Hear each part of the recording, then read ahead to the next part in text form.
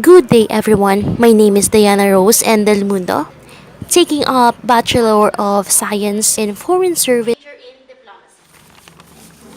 War or Peace?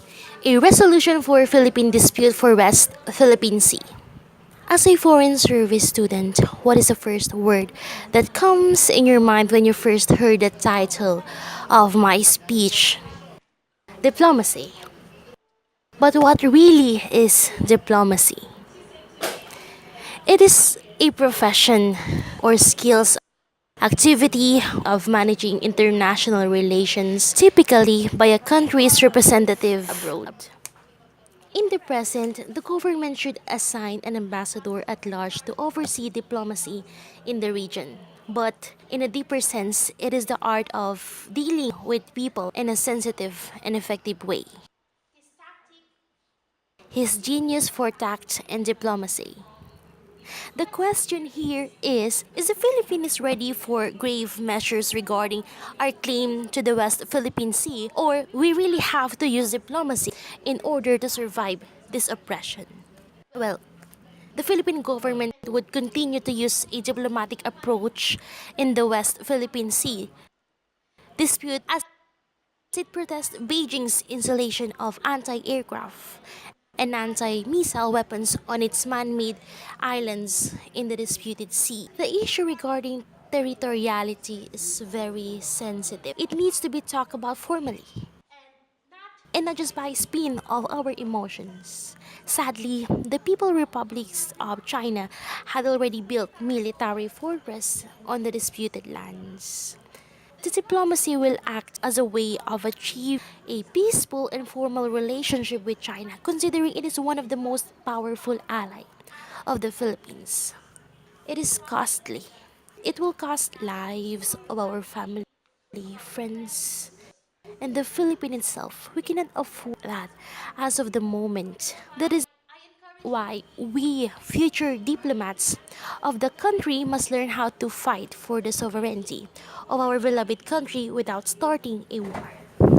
Spratly Islands is a group of more or less 800 reefs, islets, atolls, cays, and islands. It contains less than 4 square kilometers of land area spread over more than 64,976 square kilometers of sea. Palawan is about 220 miles east and 450 nautical miles of Manila. Philippine claims the islands in west part of the Spratly Islands. Other features claimed by the Philippines were either occupied by Vietnam, China, Taiwan, or Malaysia, or unoccupied by any other countries. These are the islands, reefs, and cays claimed by the Philippines.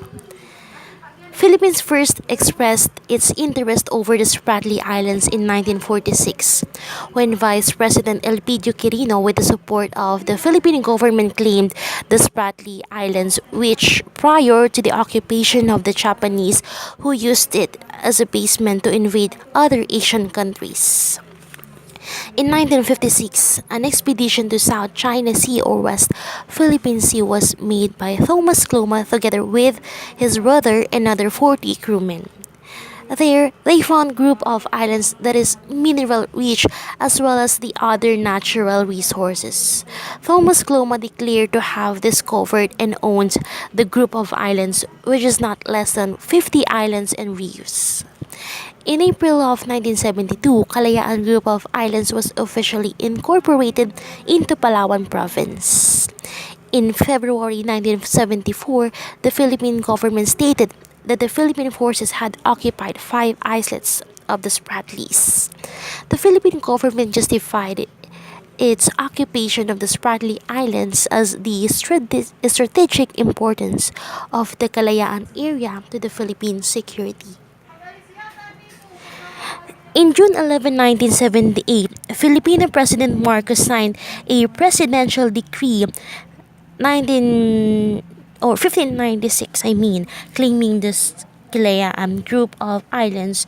On July 17, 1978, the presidential decree 1599 was issued proclaiming Spratly Island was within proximity and Philippine Exclusive Economic Zone, and also issued a proclamation declaring ownership of most of the islands in the Spratlys.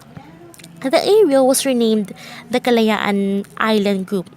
In November 4, 2002, the government of the member states of ASEAN and the government of the People's Republic of China signed the Declaration on the Conduct of Parties in the South China Sea.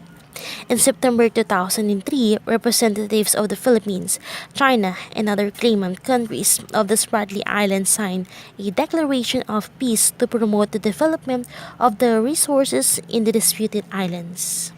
The declaration was signed at the Asian Association of Parliaments for Peace conference in the Philippines.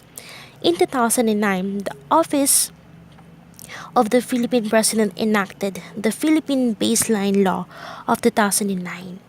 The new law classifies the Kalayaan Island Group and the Scarborough Shoal as a regime of islands under the Republic of the Philippines. Philippines holds more than a few bases in claiming the Spratly Islands. The ground are consisting of historical, legal, and geographical. The state of availability or accessibility for there is no owner or has been abandoned that makes a thing or place could be obtained and free to everyone. This is the first argument the Philippines used. United Nations provision provides unquestionable sovereignty and judicial rights over waters and islands around the Philippines. Spratly Islands is considered as waters around, between, and connecting the Philippines regardless of their breadth and dimension from parts of the internal waters of archipelago.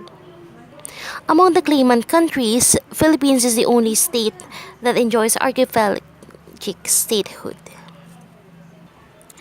With this archipelagic doctrine, the Spratly Islands is part of the Philippine archipelago and has sovereignty over the islands. Not only that, the United Nations Convention on the Law of Sea 200 nautical miles exclusive economic zone, another provision that entitles the Philippines to claim the Spratly Islands since the disputed land or islands is within the proximity and 200 nautical miles of the archipelago. That is why it is just lawful for the Philippines to have the Spratly Islands. Another argument for the Philippines, it is historical claim to the Spratly Islands.